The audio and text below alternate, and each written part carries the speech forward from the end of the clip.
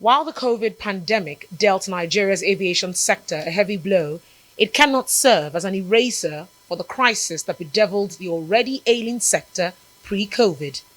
Post-pandemic, its tale of woes continue, from policy misfires, a silent national carrier, frayed international relations, to the current energy crisis rocking the sector. The last to quit is always aviation. You want to move refugees and whatever. Every aspect of life affects this sector.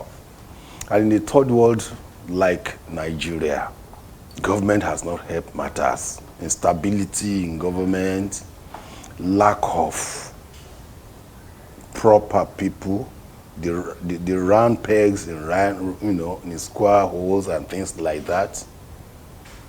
When you take a mechanic to go and oversee an engineering workshop, the job of a mechanic and an engineer differs. At the peak of the energy crisis, airline operators feared that most airlines might close shop owing to their inability to sustain operations. The aviation sector is no stranger to bailouts from the federal government, but this time liquidity was needed in a different form: aviation fuel, the license to import, and the immediate availability of jet fuel. I think that was just a misguided attempt by the industry. You can't import fuel more efficiently than the cartels that control that business. So if you think you're going to get a license and get the product cheap from the same people like distributing the products in this economy are the ones producing that in the other economy.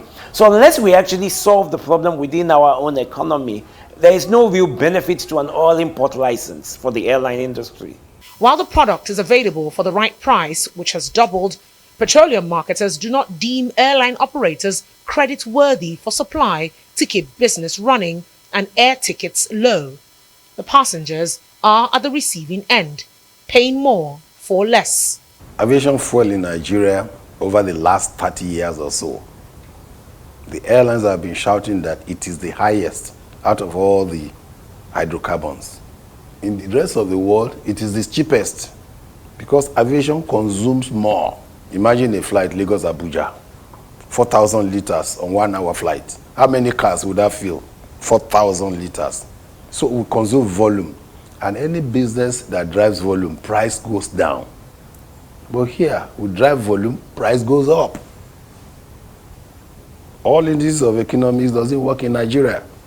Well, when you add all these factors, cost of capital, cost of debt, cost of operations, cost of materials to fund your operations, the cost of labor, the revenue, the income of your customers, obviously you can't make any money. You're already operating in a low margin business, and in that low margin business, the profit level is maybe 5, if you look globally, 5 to 10%. Meanwhile, your costs, you're talking about 9 times the cost of this, 900% of that, 700% of the other. So obviously, the numbers are going to turn out negative, and that's the result. And nobody is going to lend money to a perpetual borrower who is unable to pay. For airline operators, the impact is more. Aero contractors joined the list of airline operators to shut down operations, although it says it's a temporary measure for maintenance. Recently, Dana Air suspended operations to undergo full operational audit, but a release from the Nigeria Civil Aviation Authority says otherwise. The decision followed an audit which revealed that Dana Airline is no longer in a position to meet its financial obligations. Challenge remains that it's a very high capital demand area with extremely high cost associated with the operations. And the market is such that the availability of capital is not at par with what we have in many other countries of the world. If you look at countries in Europe or America, you have single-digit interest rates. Here we have multi-digit at the end of the multi-digits range. And so if you look at that cost of operation, which is the source from which the airline gets its capital to operate, it's extremely high. Think about it. In the US now, you can get 2 to 3% interest. In Nigeria, you're over 20%, 18 to 20%. So you're paying close to 10 times higher cost of capital, which is the money you need to operate. With no solution in sight, and in the face of the current economic situation, Nigerians may have to pay more to keep airline operations afloat. Only Sunday, Arise News.